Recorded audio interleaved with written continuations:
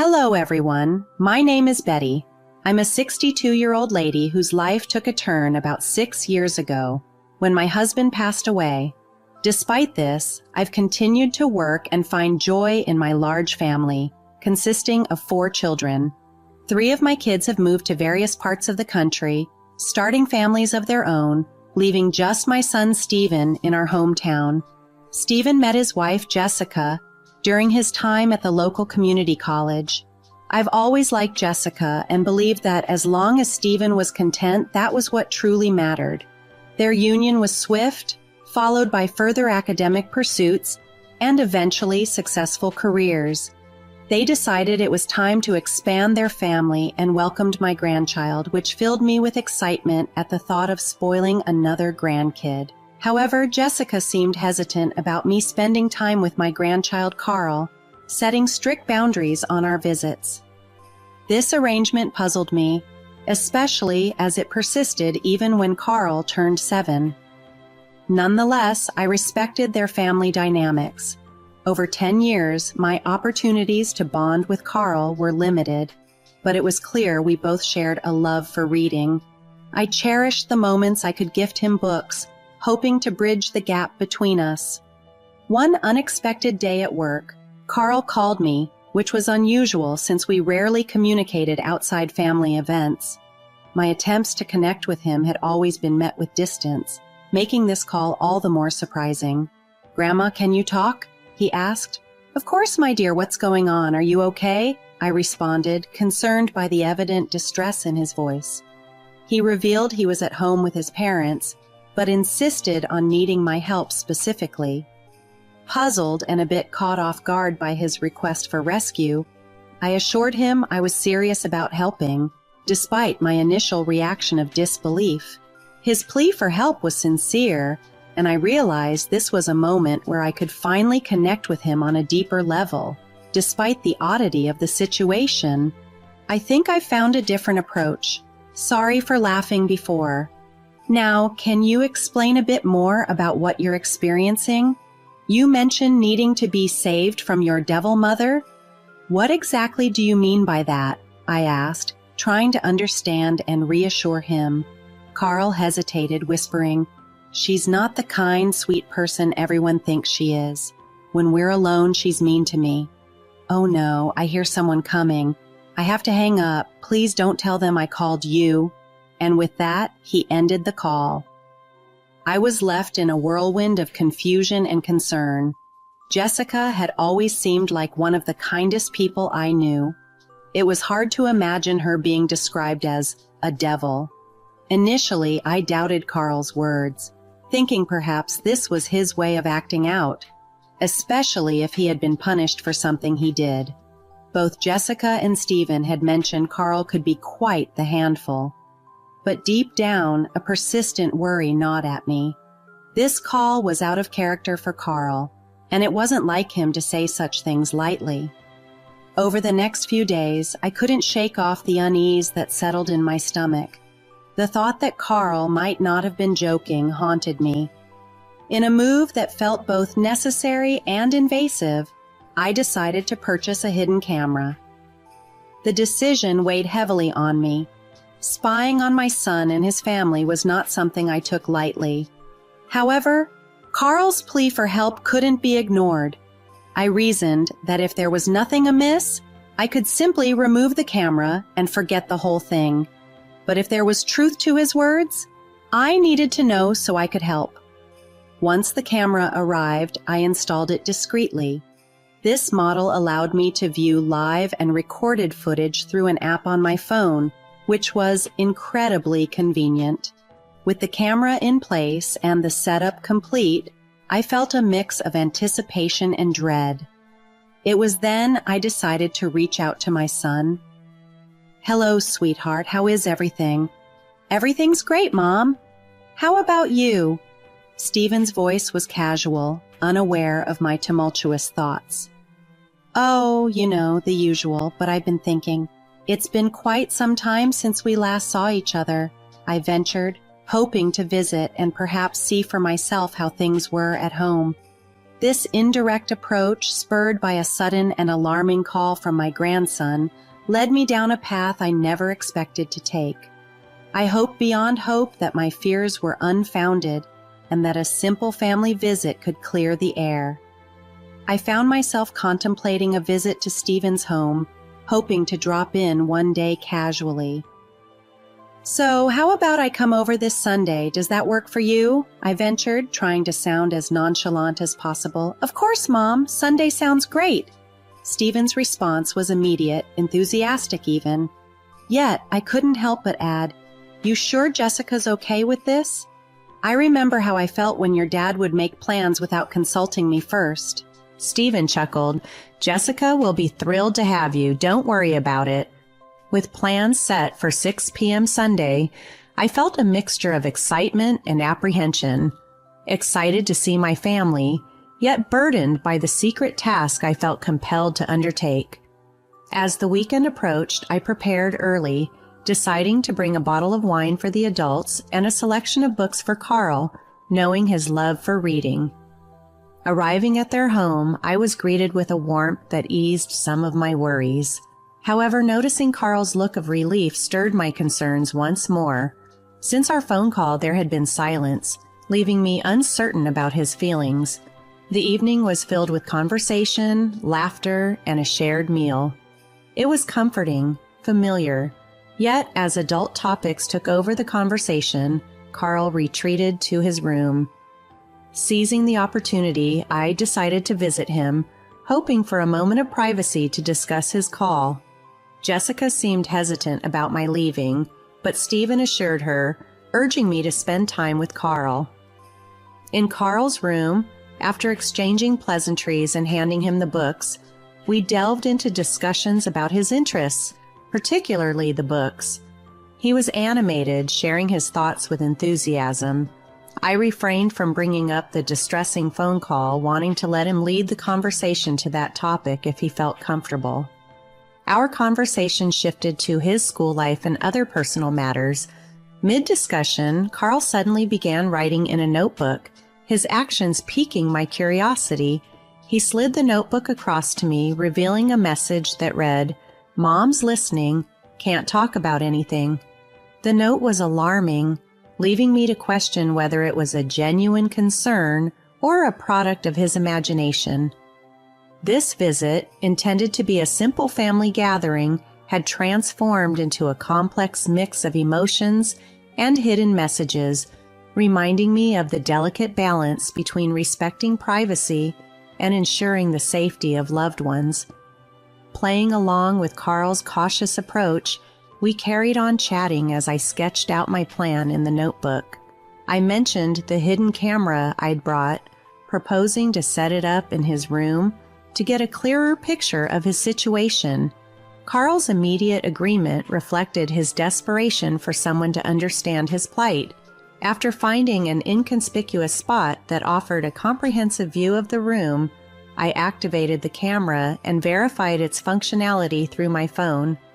I lingered a bit longer with Carl before mentioning it was time for me to leave, intentionally leaving my scarf behind as a pretext for a future visit. As I exited Carl's room, the sound of hasty footsteps retreating from the door sparked a suspicion that Carl's fears might be grounded in reality. Following my departure from their house, the evening left me drained, yet I couldn't resist checking the camera footage upon returning home. While nothing noteworthy occurred initially, my vigilance persisted, driven by a combination of concern and hope for Carl's well-being. The following days passed with routine checks on the camera, revealing nothing out of the ordinary and leading me to question Carl's allegations. However, my resolve to uncover the truth kept me watching. It wasn't until one particularly revealing evening that my worst fears were confirmed. The footage unveiled a distressing scene of Jessica confronting Carl with a stick in hand, demanding a recount of his day with unnerving intensity. Each hesitation or perceived dishonesty from Carl was met with swift, punitive strikes to his knuckles, escalating in frequency and severity. Stephen's passive presence only compounded the horror of the situation. Witnessing such a stark contrast to the nurturing environment I had endeavored to provide, my children left me heartbroken and appalled. The realization that my grandson was enduring such treatment under his roof was a bitter pill to swallow, compelling me to confront this harrowing reality and take decisive action to protect Carl. Believing firmly that children understand more than we often give them credit for, I was dismayed by the scene unfolding before me through the camera's lens. It baffled me how Stephen could stand by passively while his son was subjected to such harsh treatment for what seemed to be minor missteps. The urge to intervene was overwhelming, yet I hesitated, knowing that my sudden reappearance would raise suspicions. Recalling the scarf I had deliberately left behind as a potential excuse to return, I realized I couldn't use that pretext just yet.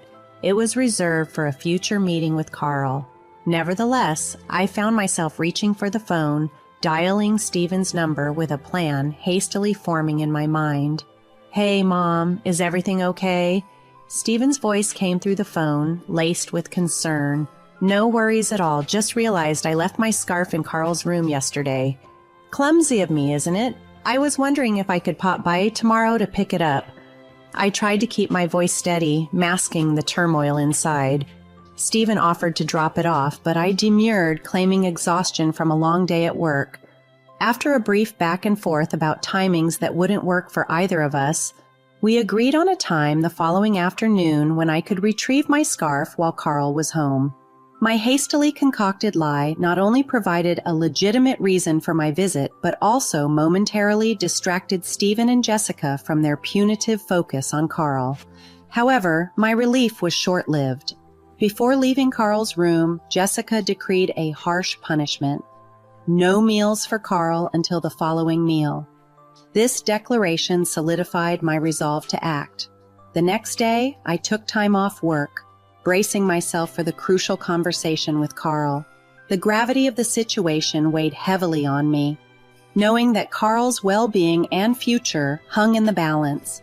My heart was set on offering him an escape from the distressing environment at home, prepared to do whatever it took to ensure his safety and happiness. Before heading to Stephen's home, I made sure to grab some food, anticipating that Carl would be in dire need of a meal. My heart sank when I saw him. He was visibly weakened, barely able to keep his eyes open. Jessica's harsh punishment had taken its toll. I handed him the food, and as he ate with desperate haste, my resolve to help him grew stronger. After he finished, we delved into a serious conversation.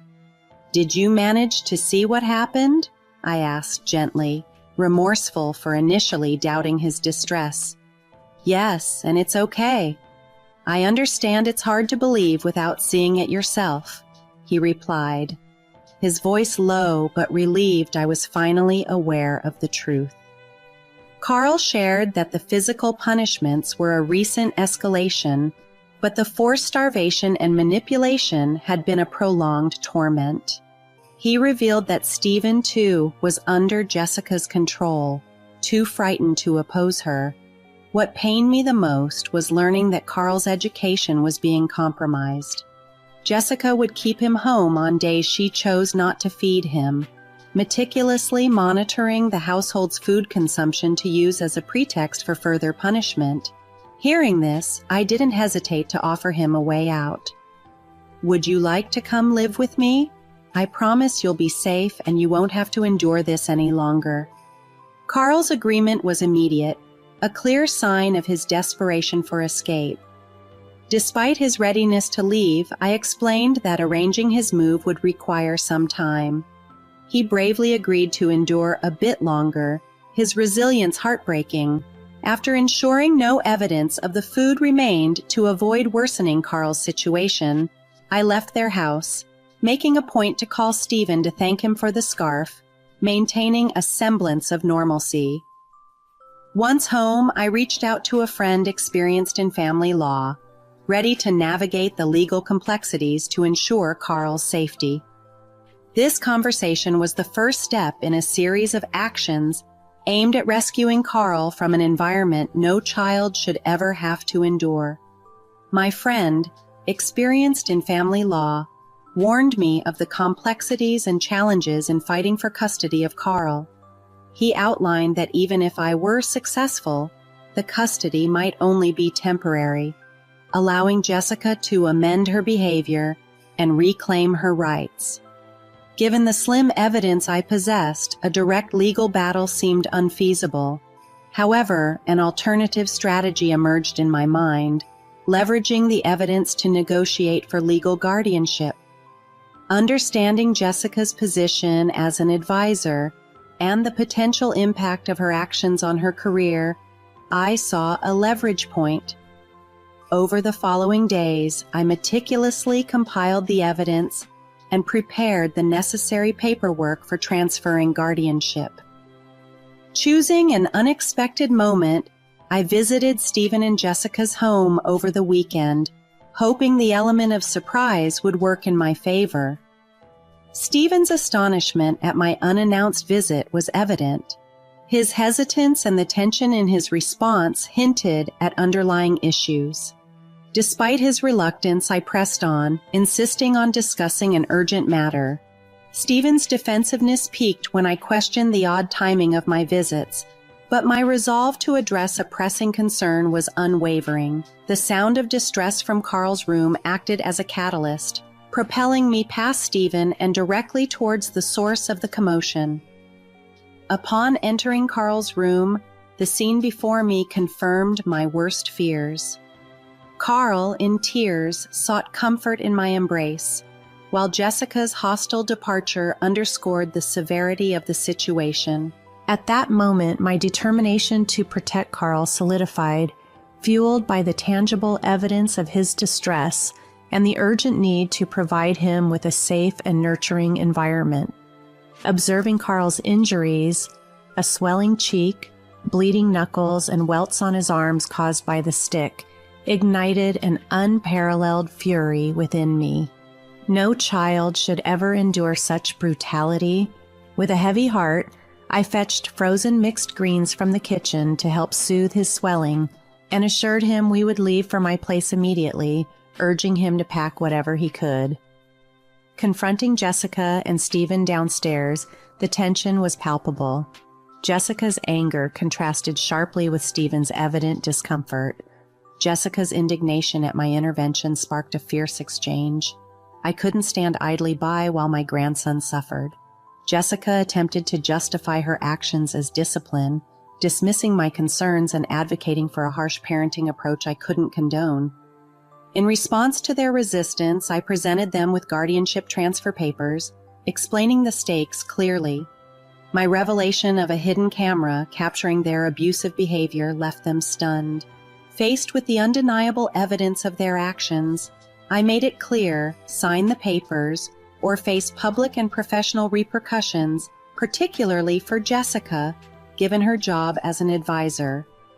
Jessica's outcry against the invasion of privacy paled in comparison to the urgency of protecting Carl. The situation had escalated beyond family disputes to a matter of safety and well-being. My stance was firm. Carl's security was paramount, and I was prepared to take any necessary steps to ensure it. In response to my decisive actions, based on the distressing information I had gathered, Stephen pleaded for another chance, promising reform. However, my disappointment in him was profound. I had expected more from my son, and his complicity with Jessica's actions was unacceptable. Firm in my resolve, I declared my intention to take Carl away, stressing the necessity for the guardianship papers to be signed. The risk of the evidence I held being exposed was a deterrent strong enough to prevent any resistance from them. After leaving with Carl, I aimed to lighten his spirits with a meal and frozen dessert, offering him a nurturing environment where he could express himself freely, far removed from the fear that had dominated his existence. In the ensuing weeks, the legal process concluded with me being granted Carl's guardianship. Jessica and Stephen's decision to relocate to another state under the pretense of not wanting to interrupt Carl's education, facilitated this transition. Their move was a relief, eliminating the immediate threat to Carl's well-being. Now Carl is flourishing, his happiness a testament to the positive changes in his life. Free from the fear of encountering his parents, he's showing his true gentle nature. His gratitude towards me is a daily affirmation of our bond, and I'm committed to ensuring his safety and happiness. This journey has reinforced my belief in the power of stepping in to protect and nurture, and I'm grateful for the opportunity to offer Carl a loving, secure home.